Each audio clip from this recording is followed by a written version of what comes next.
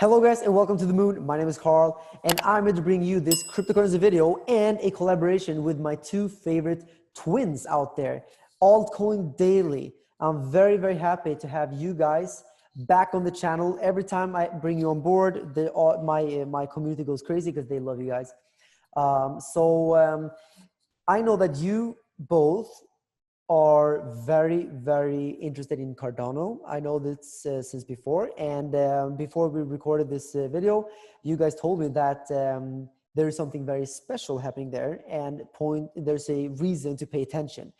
Why don't you guys jump straight into that subject? Did you hear that? Did you guys hear that? Thought I heard, oh yeah, that's the sound of 10,000 people smashing the like button right now and commenting either Aaron or Austin. Very nice, very nice. Yes. Carl, awesome to be back on the moon. Love your channel, always love the collabs. And shout out to the ALTCOIN Daily Army out there. Good to see you. In terms of what you're referencing, the Cardano news, we just covered this on our channel the other day. It's super interesting, even though prices are consolidating for the whole crypto market, we still have the metrics. You know, everything's public, everything's on chain. We can still see either the updates or the metrics of certain cryptocurrency projects making headway, getting more users on the network during these times of consolidation. For example, Cardano released or had an upgrade. They were able to do smart contracts as of September 2021. Since that date, multiple months ago, we saw a steady increase of, slowly but surely, smart contracts being built on the network. The chart, we tweeted this on our Twitter. Check it out if you want to see the actual chart. What's interesting is just 2 days ago, maybe 3 now, actually starting February 1st, over 100 smart contracts came onto the Cardano network in just 2 days, which was a well above all-time high. It sort of went parabolic in terms of just the amount of people building. So that's super interesting to me when I look at all these prices consolidating, but I want to know where the developers are going to. I want to know where the users are going to. On top of that, since I'm not saying this is a correlation, although it probably is, on top of that, as of 2 days ago, from the Twitter, IOHK, the company behind Cardano, they just tweeted out, we are raising the block size capacity on Cardano by 11%. And they put out this whole blog post saying, as we're seeing more users, more people come on the network, we're going to be able to raise the capacity to match. So not only are smart contracts being built on Cardano, over 100 in 2 days, but they're raising the block size. So to me, when I see those kind of metrics, super interesting. Okay, so the big question here is, first of all, should people buy Cardano? And the second question is, will Cardano flip Ethereum? What are your thoughts on that? First of all, I think that there is one big thing that separates Cardano from many other projects, even alternative L1s like Solana, like Avalanche, like even Eagle to some extent. And that one thing is Charles Hoskinson and the fact that he is releasing YouTube videos and going on Twitter Spaces every day pretty much. And he's not the type of founder to have the planned speech. He literally answers any question, and it doesn't matter how stupid the question, he's answering it to his fans and supporters on YouTube. He's jumping into random Twitter Spaces and vibing with people. And in a space where tons of new people are entering and tons of people are just trying to, the cool thing about Bitcoin is it has no leadership. But for a lot of these other projects, people are looking for a leader. And, Carl, sometimes people, I think, compare you to a Bitcoin maximalist, or, perhaps they used to. And dude, one of the biggest Bitcoin maximalist critiques of Ethereum is they have these charismatic leaders with Vitalik or Joe Lubin. Here's the thing, dude. These two guys are like the least two charismatic guys I've ever seen. They're not good public speakers, although they are leaders. Now, Charles Hoskinson, he really is good at just, speaking off the cuff, being real, giving people alpha. And because of that, Cardano is one of the most popular coins on YouTube, one of the most popular coins on Twitter. And for that reason, I think Cardano's community is going to continue to grow. Now, to answer your question, should you buy Cardano? Well, we don't give buy and sell signals on our channel, so we can't answer that. And I don't know your personal situation. I certainly hold Cardano. very small part of my portfolio, relatively speaking. Most of my portfolio is Bitcoin and Ethereum. Now, will Cardano, what was that? I also have vastly, Bitcoin and Ethereum is the vast majority, and a little bit of Cardano. Just pointing out that I think we're doing the same then. You degen, you dog, dude. No, but will Cardano flip Ethereum? I'm going to be real with you guys, and this is just my opinion, but I'm not here to sugarcoat anything. Cardano will not flip Ethereum in 2022. I don't think any cryptocurrency is going to flip. Any alternative layer one is going to flip Ethereum in 2022. I think Ethereum doesn't flip Bitcoin. I think Bitcoin stays number one, Ethereum stays number two for 2022. That's what I think. Just to tag on to that very quickly, is now a good time to buy Cardano? Me personally, I have not bought Cardano in this last dip. I'm strictly sticking to Bitcoin and Ethereum, loading my bags. For me, even though we're seeing this consolidation period, especially if you've been through multiple bear markets, you do have to understand that, you know, Bitcoin and Ethereum dip another 25, 35%, whatever it is, these altcoins in the short term can go down heavily. Or if this is the bottom, then, you know, everybody was wrong and the altcoins are going to do fine. The quality ones, I'd rather be a little bit late to the party than a little bit too early in terms of accumulating those quality alts. So I'm sticking with ETH and Bitcoin, but I still hold Cardano. I think it seems like we have the very, very same idea about everything when it comes to portfolio. It's funny because some people think I'm a Bitcoin maximalist, and some people may think that you guys are the opposite because your name is Altcoin Daily on YouTube. But actually, it seems like our portfolio is very, very aligned somehow. We have this. It's a little bit funny, but at the end of the day, don't judge a book by its cover. Yes. There you go. There you go. No, but I think at the end of the day, we're not people like, it's almost like in crypto, you see this like football team mentality that either you're in this camp or you're in this camp and you're like competing with each other, but we're all in this together. And it makes no sense to be a Bitcoin maximalist or an Ethereum maximalist or a Cardano maximalist. I think all of us are in it together, and we're here in this same small little industry still, which is going to be big in the future. And I think we should, if there are any camps out there, then it's crypto against the banks. I think that's how we should view it, right? So I think, yeah, we should just be positive in that sense. But 100%. I want to ask you, yeah. I would say the opposite of, you know, Bitcoin is not some random altcoin. I would say the opposite of Bitcoin is fiat, is the banks that we're trying to fight. Yeah. And we're trying to find these Web3 and these hard money assets, which is Bitcoin for me, you know, to compete and better our lives and break us away from those middlemen. Exactly. Guys, leave a thumbs up down below if you approve that message. And one last question I have for you guys is NFTs. Question number one, are you FOMOing in? And question number two, what is the future for this year for NFTs? I'm definitely FOMOing in, Carl. I know you have a punk or an ape.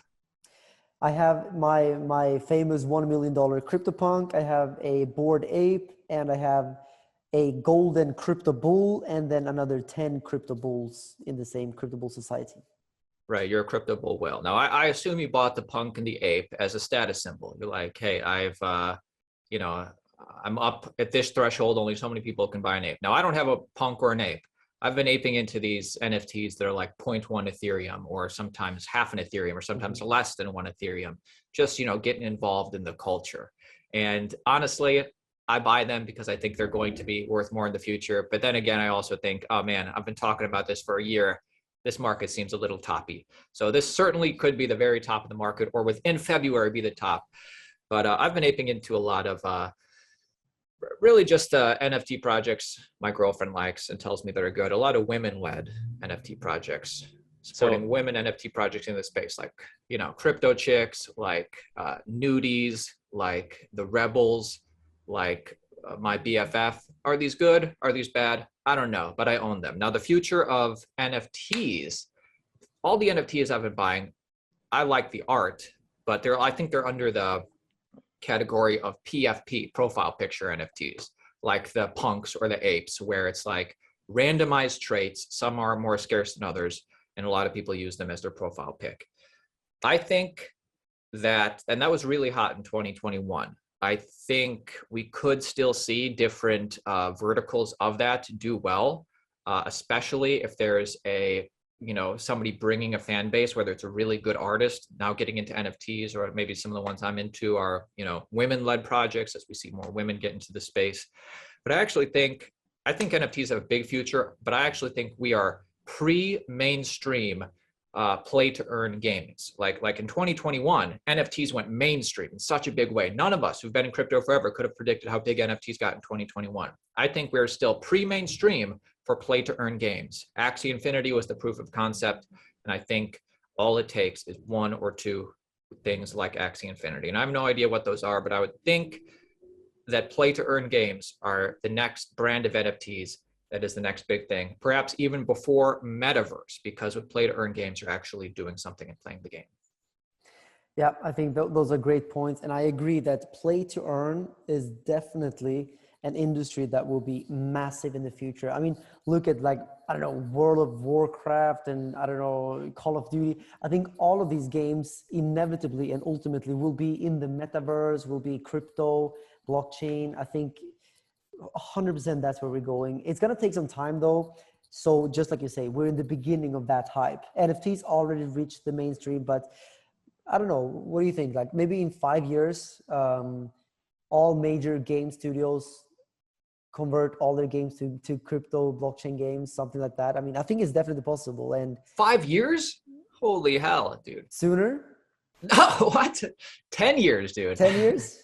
Yeah. Yeah, you're probably right now we're seeing a lot of the big ones like hate on NFTs. Yeah, so, yeah, there's two different camps, I feel. There's the camp of there's native crypto games, which are building probably for crypto people first, but definitely for everybody. And then there's the big gaming, AAA gaming studios like Ubisoft who are getting into NFTs and crypto games. And I actually think we're going to see more of success from those native crypto companies who are starting small in the crypto community and branching out. And I think the companies like Ubisoft and the AAA games are going to come, the next tier, the tier after. Sure, there'll be a couple of them, but to do what you're talking about, I think, that's still 10 years away, or not 10 years, but 5 years, that's bullish.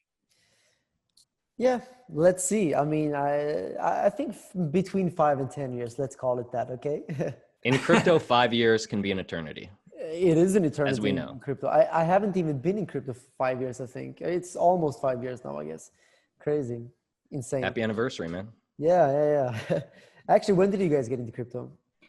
Dude, here's the funny thing. Yesterday was our 4-year anniversary of our very first video. Yesterday. 4-year anniversary. Of the channel. Yeah, this is when we started the YouTube channel. That's cool. That's amazing. So 2017? February 2nd, 2018.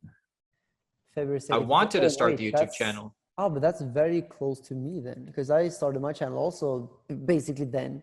So then I think actually maybe I had my anniversary also then yesterday.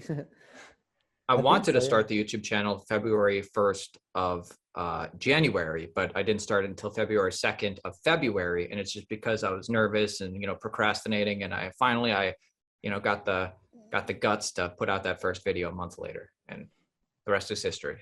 That's cool. I think I created my channel in the middle of December 2017, but I also made my first video, I think, beginning of January 2018. Yeah, in the middle of the crazy bull market with altcoins. And actually, before you go, I have one question. Remember back in 2017 when Bitcoin already topped out and started to go down, altcoins just made a massive hype in January, February 2018, and that was the top. What if NFTs are doing what altcoins did back then? Do you that's right. I think that's possible, because really altcoins were in a totally different spot 4 years ago, and there wasn't as many ones with actual use and people using the networks. They were very speculative, like many NFTs are, and they were like the last thing. People had made money in Bitcoin, in Ethereum, in these higher caps, and then when they sensed that the Bitcoin and Ethereum market was topping out, which it did, they put all their money in lower caps for one last ditch effort to make some money. And that's when a lot of people got burnt, investing in altcoins at the very top. and then eventually they pull their money out of that. It is possible that that's what's happening with NFTs now, or maybe a month from now, or whenever it is, that because we're just seeing it explode. That's possible that that's happening. It's also possible that because NFTs are these pretty pictures and there's just a big cultural aspect of it, tons of people are getting into NFTs and they don't really care about Bitcoin and Ethereum or Solana. They like the community aspects of these NFTs. It's very possible that NFTs are on a different level with cultural adoption, and the party can continue for longer. But I think what you said also is very possible. Yeah, I think so too. But it sounds horrible, but it could be true, actually. All right, guys. Thank you so much for being on the channel. Always a pleasure. Guys, link down below to Altcoin Daily, the biggest crypto channel right now, I think. I mean, depends on how you measure it. But in engagement, we are #1. In the community, the Altcoin Daily audience, we are #1. I think so too. Amazing, guys. I love your channel. So guys, go and subscribe and like their videos right now. And I'll see you guys in my next collaboration with you next time, whenever that is. Bye, guys. Nice. Cool. Nice. I wanted to say next week, but we didn't confirm that. So actually with BitBoy, I'm always saying, yeah, I'll see you next week. For us, it's since we don't have a team, I think it's way more realistic to do every 3 or 4 weeks, just because we don't do that many interviews. But definitely the recurring collab is definitely what we're interested in. Yeah, but like if you guys want to do it, because I think weekly is so nice because I can keep it in my calendar. I don't have to think. It's like it's always there. It's like a recurring thing. So if you guys are up for it, then I would be completely up for it. Me and BitBoy have been doing it for like, I don't know, 6 months now. That sounds awesome. Even like a year even, I think. I think we've been doing it for a year. That sounds awesome. We're not into it, but maybe every couple of weeks. Yeah, just because we know we don't want to commit and then cancel, just because we would rather under promise and over. Are you guys that busy or what? Well, we do the channel all ourselves, but we just value doing other things. We're also filmmakers in Los Angeles and stuff, and have girlfriends and stuff. I'm sure you're just as busy, but yeah. I mean, yeah, I'm definitely busy, but like, I don't know, making these collaborations, it's easy. I just send it to someone and they make, I mean, even I don't have to, I can just edit it myself, actually. Usually I do that, but now I have someone to do it because why not? Mm-hmm. For sure. But yeah, always a pleasure, guys. Very, very cool. Definitely, and yeah, let's, cool. I mean, if you guys want to, then in 2 weeks, yeah, we can just do it again. Let's do it. Dope. We're definitely down. Should I tell my assistant to send invite for the same time? Sure. Yeah, do it. Cool. That's perfect. Very nice. And I hope I can come to US soon so we can meet up in real life. That would be amazing. That'd be cool. We hung out with Crypto and BitBoy that one night. I heard, so I heard. Yeah, there are so many people I want to meet in US actually. People are screaming at me. I should come by. Do you guys know producer Michael, for example? Producer Michael? You don't know? Who is that? Okay, he's very famous in LA, but he's not doing crypto. He's way out. What's he a producer of? Music? What's his last movie? Music and movies or TV shows, I think. And he's like super wealthy, rich, blah blah blah. He has a YouTube channel. You should check him out. He makes YouTube videos about like a luxury lifestyle, Rolls Royces and watches and stuff. Okay, yeah, never heard of him. I'll check him out and maybe we'll connect with him. Yeah, definitely, he's cool. But yeah, see you hopefully very soon, and let's catch up in 2 weeks then. Nice. Right, later, broski.